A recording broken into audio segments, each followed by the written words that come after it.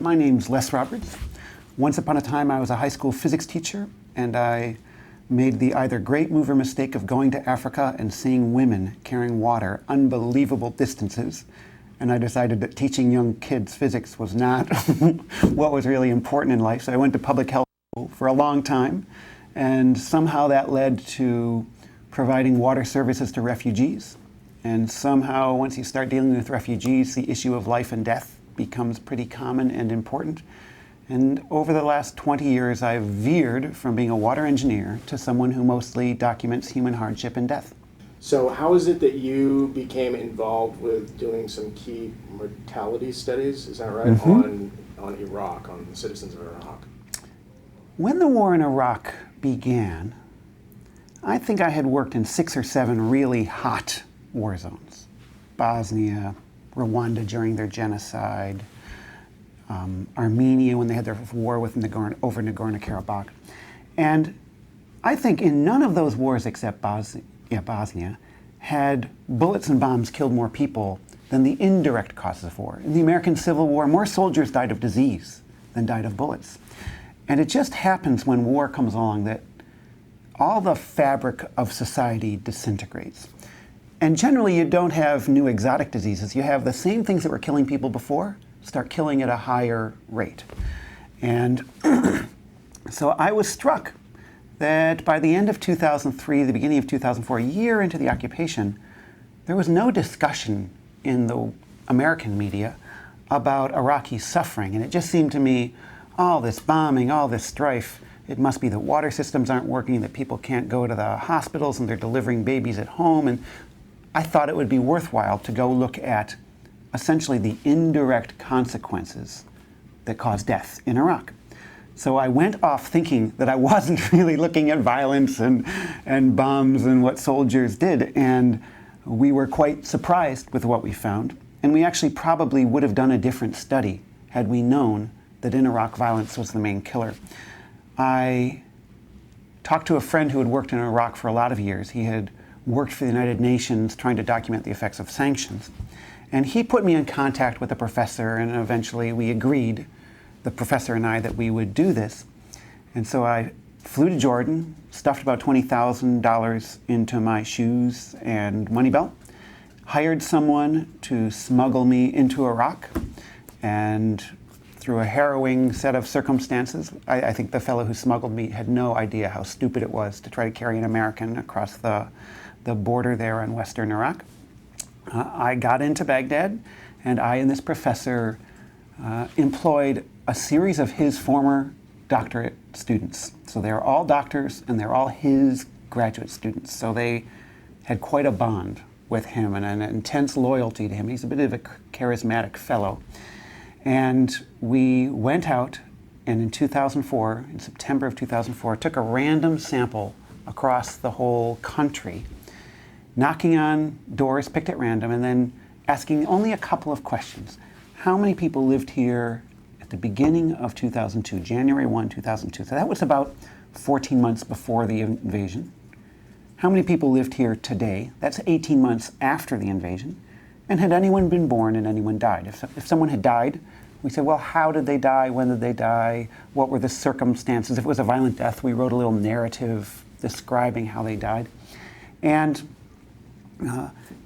if at the end of the interview someone had described a death, we asked for a death certificate just to make sure people weren't lying to us or saying it was a car accident when really it was militias that had killed their husband, that sort of thing. And pardon me, most of the time people had the death certificates, not all, but 3/4 of the time that first time around, people had death certificates to confirm what they had said. And whatever people had said, every circumstance, the death certificate said the same thing. So we never found evidence people were lying. We've got a nice situation here because we're now comparing every household to itself a year before the invasion and a year and a half after the invasion.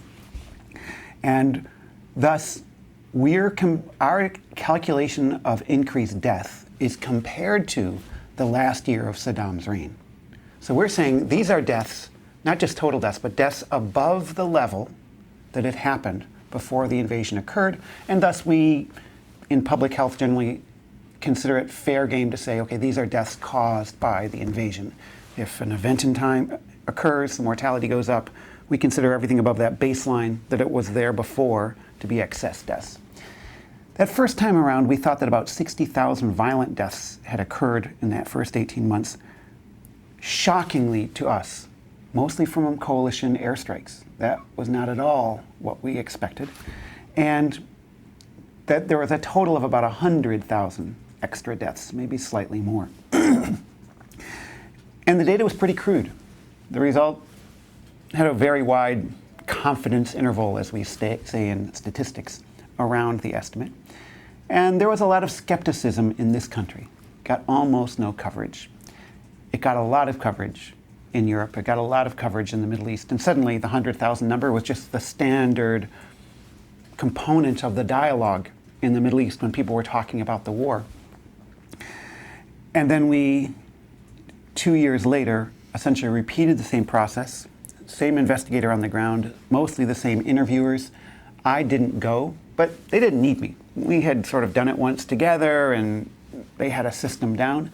And my colleague Gil Burnham at Johns Hopkins went to Jordan and sort of sat down with the point person in Iraq, and they went over exactly how they're going to do it, and they had a questionnaire, and they went over it, and they had a plan, and my colleague Gil Burnham gave him a little cash to pay for cars and interviewers and all that.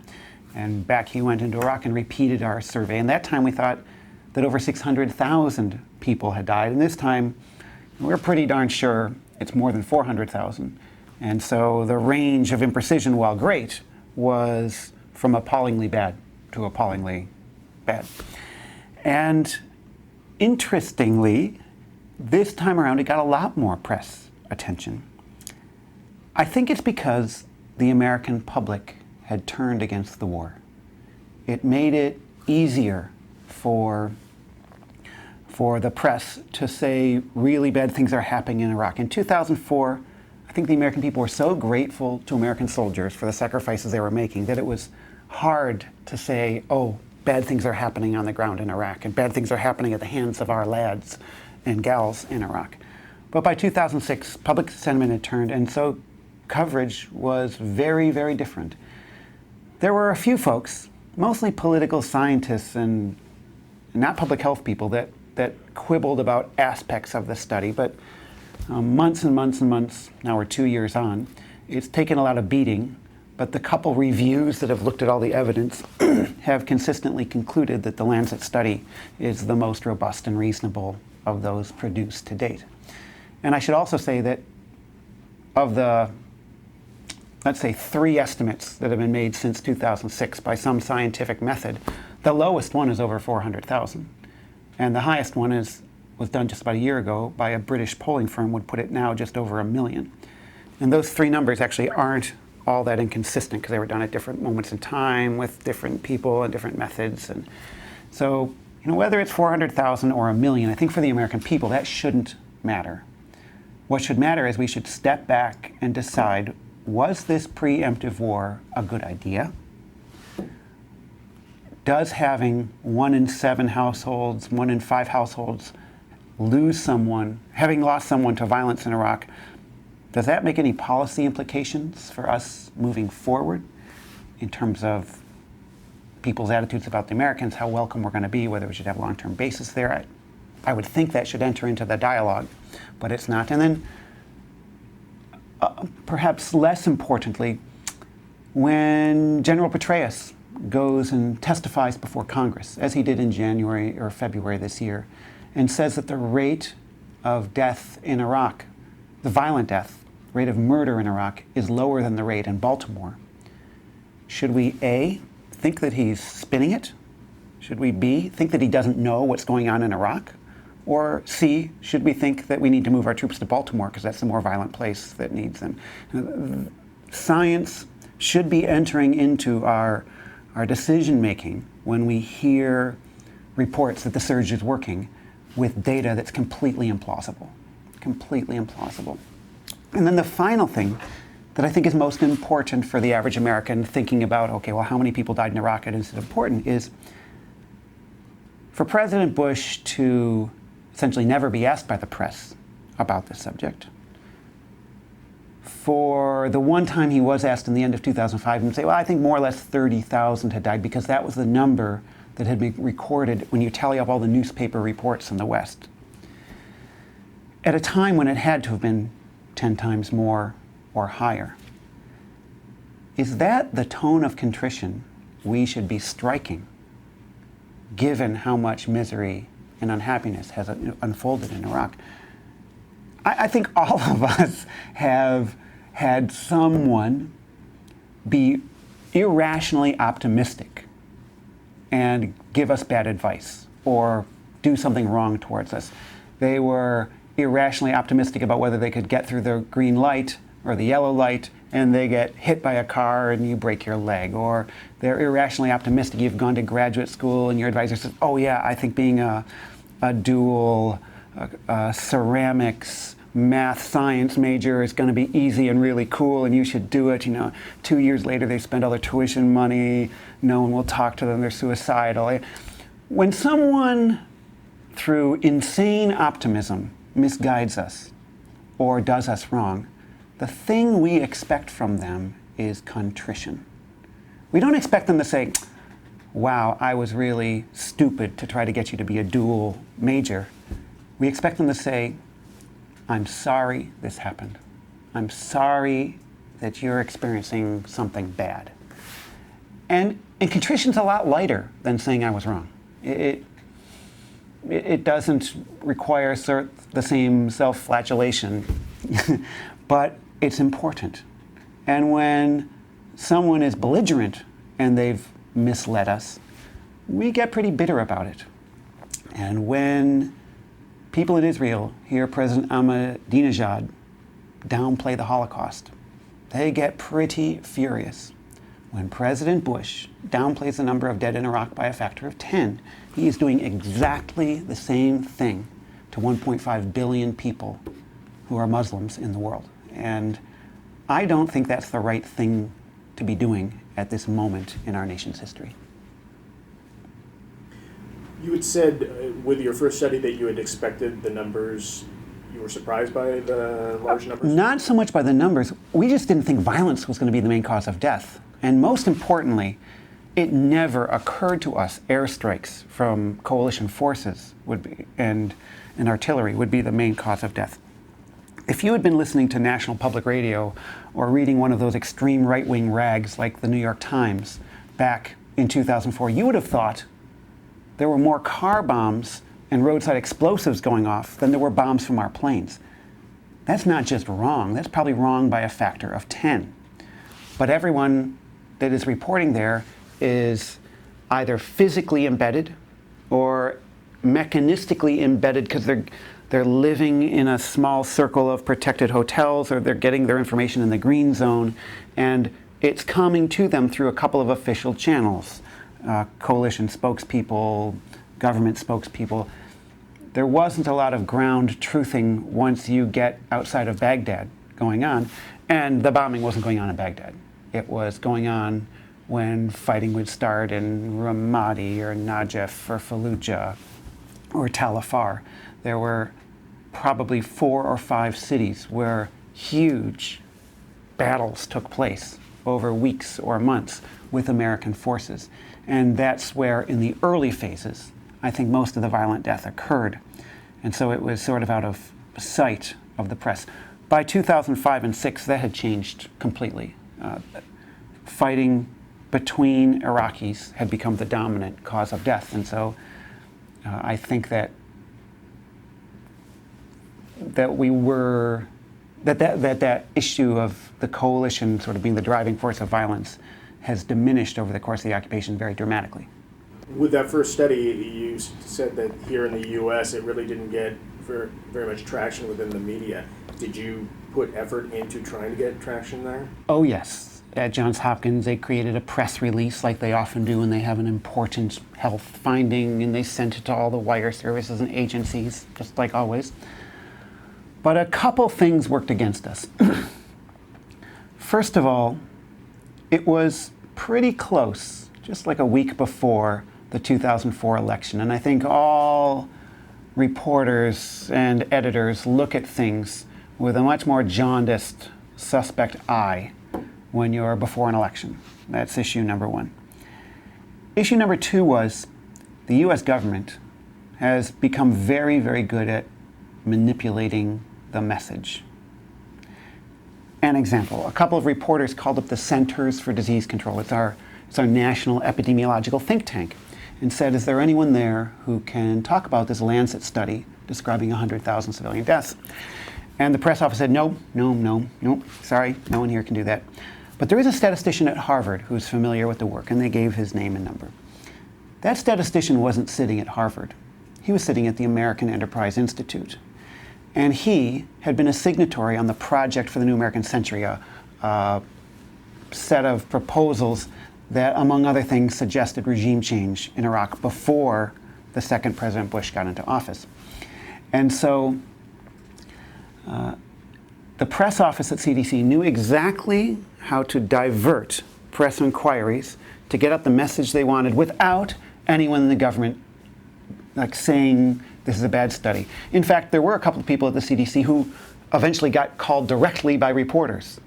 And they said, oh, this is the way it's done. This is as good as it's going to get in this sort of difficult to operate circumstance, and there's no reason to not believe this data. The most dramatic example of that was a fellow named Brad Woodruff, who was interviewed in the Chronicle of Higher Education a couple months after the study came out. And interestingly, because he was a federal employee, probably the most prestigious war epidemiologist in the federal employ at that time, a couple of congressmen asked him to come testify in Congress, and Health and Human Services refused to let him go. And they first asked the CDC, they said no. They went up to the Secretary of Health and Human Services, he said no. It turns out that's illegal. It turns out that Congress has the right of advisement of any scientific assets or researchers in the US government. And Brad Woodruff and the couple of Ron Paul and the couple of congressmen that were trying to ask him to come didn't really realize that at that moment in time. The CDC refused someone else a little later on, and then that point came out. So the government did its job to control the message. Pentagon spokespeople said, no, it's not plausible, but didn't really say why. Interestingly, interestingly, two spin pieces were written the very next day after this came out. One by a former Undersecretary of Defense, Anthony Cordesman, the other by Slate Magazine's sort of defense correspondent. His name was Fred Kaplan. And they both were almost identical in nature. They said, wow, look how imprecise this study is. That's just so imprecise as to be meaningless. Well, that was not really true. We were quite sure it was over 100,000. We just couldn't put a number on it. And we were very sure that it was up over 50,000. This is a time when all the press is saying it's 12,000.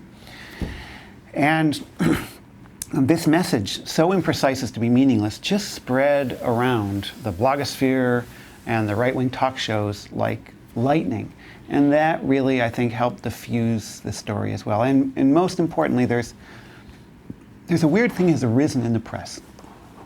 And I think Al Gore's movie, An Inconvenient Truth, was the most dramatic articulation of this I've seen, that to be fair and balanced, they need to have someone on one side of every issue and someone on the other side of every issue.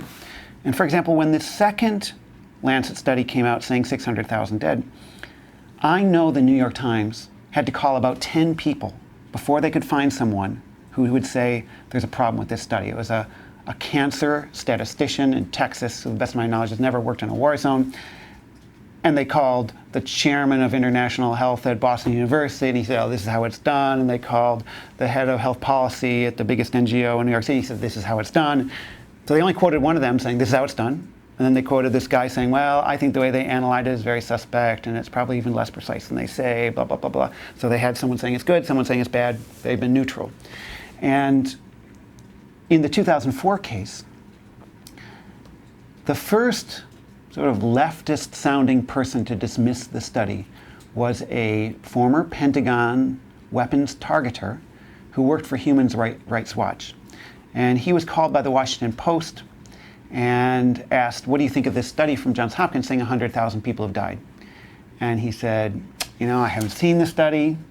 I don't really know anything about the study, but 100,000 sounds high to me. So they quote him saying, 100,000 sounds high to me. They caught him on a train going into work. He gets to the office, starts talking to his mates, sees the article. His colleagues who are more epidemiologically trained say, Mark, you can't dismiss this study. It looks pretty good. And he never repeated it. Never, never, never, never, never. But because he was the first person to say it, he was the one who was interviewed on NPR. He was the one who was on the networks. He was the one who was on CNN. And none of the primary authors were ever on to discuss the results of that study. And he never again said it. He just said, well, either way, whether it's 12,000 or 100,000, it's way too many and we need to be appropriate. I mean, he said the right thing from his knowledge base. But having been the first one to dismiss it, he was the darling of the media. The most high-profile interview, I think, that happened in the US when that study came out was my being on Amy Goodman's Democracy Now! And that has a pretty small circulation, and it's singing to the choir. Were you ever asked to appear before Congress? Yes. Yes, when the second study came out, there was a congressional hearing, and I and Gil Burnham from Johns Hopkins came and spoke, and two other sort of political scientists came and didn't talk so much about our study, but just about the circumstances of violence in Iraq and the appearance that things were far more widespread than you would get the impression from the press. To get studies into the Lancet, my understanding is that's a pretty prestigious magazine, and there's a tight peer review. That's right. So the way it works is you send in your manuscript. They have two ways by which it's reviewed. You can request an expedited review, which means it'll get done quite quickly, and they'll try to get a response back to you within a couple of weeks as to whether they'll take it or not. Or you can just get the standard review, which typically takes a month or two. They get the manuscript, the editors first look at it, read it, and ask, does this seem like good science? And does this seem like something that's worthy of being out there for our readers, something they're interested in? If it passes muster, which maybe about half of manuscripts that come in, or 60 or 70% probably do, it goes out to 3 or so reviewers. I believe our first one actually had 5 reviewers because it was so important and they were wanting to make sure that everything was right before they committed to publishing that first paper. And the reviewers came back and they had some very good technical critiques. In particular, it's a very esoteric statistical issue, but we had grabbed households in clusters and we had analyzed the data, and in the risk and the elevation of mortality estimate, they were saying we hadn't actually considered fully the effect of grabbing in clusters, so we went back and reanalyzed the data about a week after we had submitted it when this critique came, which came actually from the chairman of biostatistics at the London School of Hygiene and Tropical Medicine, probably the most prestigious public health school in the world. And then we resubmitted it, and it looked okay, and so then it was published a couple weeks later. So when something has gone through peer review, it's quite different than being posted on a blog or even arriving in Time Magazine. In Time Magazine, the mechanism by which you are sure the facts in there are correct is the integrity of the writer and then the editorial staff who oversee it. So here, you've got that same thing going on, but you've got, in essence, the best scientists in the world, as deemed by the journal, critiquing it. And when something's really important, they'll get chairmen of prestigious departments to be the reviewers, and they'll get people who don't have access to grind and don't have particular agendas and have a lot of standing in their field. And that happened twice around in the Lancet study. And interestingly, the second round, because of all the gruff that had arisen after the first study, the article was published with an editorial that essentially explained what the peer review process was and how rigorous it had been in the case of this study, just to sort of remind the lay people who might go to a medical journal for the first time in their lives that this was not just a couple of hacks who wrote something up. This was something done by some researchers and critiqued by as good researchers as they could find before it was given approval. So you've been working in this field for quite a while now. Do you believe that it's really been in the last 8 years or thereabouts that the climate has significantly changed towards it's being receptive towards studies like yours? No, I think actually it's gone the opposite way. I think that for things that have political importance, the spinning of information about war, about death, about misery, has become much, much, much more sophisticated. Not very long ago, the Centers for Disease Control went to Somalia, did some nutritional surveys, and in their nutritional surveys they noticed that when recording who lived in every household, there was, in, I think it was Baidoa, about half the children missing. And that was one of the primary things that triggered the first President Bush to send troops into Somalia. The notion that hundreds of thousands of children had starved to death or died of disease because of the anarchy that was unfolding, I think really pulled on his heartstrings. That was not peer-reviewed data. That was not even a study designed to look at mortality. It was designed to look at malnutrition. They just happened to record who was alive and notice that there just weren't enough kids. When we look at data that was collected in the Biafran War, that was then used by the US State Department for its lobbying purposes, it was really shoddy science compared. But in the land of the blind, the one-eyed man is king, and so a little bit of insight as to what was going on in Biafra was so much better than anyone else had that they would use it and move forward. And I recall running around in Bosnia doing an assessment for the State Department, and within days, our recommendation that more diesel fuel be put into central Bosnia because generators couldn't run at hospitals and water pumps couldn't run and cities were going without water for lack of diesel fuel. President Clinton grabbed that, embraced it. You know, it wasn't a sample. It was a quick and dirty scientific assessment. And I think that we've seen in Colombia, when some data came out that the government didn't like, in Darfur, where the Sudanese government has manipulated the UN and, for example, forced them to do mortality estimates at periods of time of low violence and forbid them to ask more than 3 months back in time what happened in the households when the interviewers spoke to the households. Governments have gotten better and better at trying to neutralize data. In this case, they manipulated the UN to produce numbers far, far lower than the NGOs had been saying about the death rate in Darfur. So, no, it's getting harder and harder, but the great news is that the human rights community, those of us academics who spend some of our time in the field trying to collect data and do work, we're getting better and better at what we do. And my sense is probably that the forces of human rights and social justice are getting better faster than governments are at controlling the message. If we think back to the Vietnam War, there weren't any interviews like this going on. There weren't any independent, non-government estimates of how many Vietnamese had died.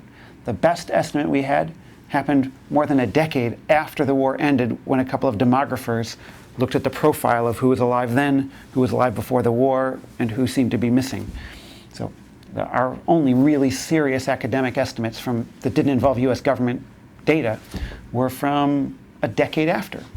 And so here we are. There have been at least 5 reasonably scientific estimates of how many people have died in Iraq over the course of the conflict. And they've always been many times higher than the press summaries would suggest, many times higher than the Iraqi government would suggest. And it has led, I think, to some more compassion for the Iraqi people than would have arisen otherwise. So, you know, the number of dead, that's just one aspect of the human misery that's unfolded there. And I think there are other groups working on providing services to orphans, working on displaced people who have shown up in the neighboring countries to Iraq. And they are, in their own way, trying to get the world to understand the misery associated with those problems. And thus we have a more sophisticated fabric of civility trying to curb the excesses of governments in times of war. So yeah, governments are getting better at manipulating, and we're getting better at documenting, and in the race, I think we're winning.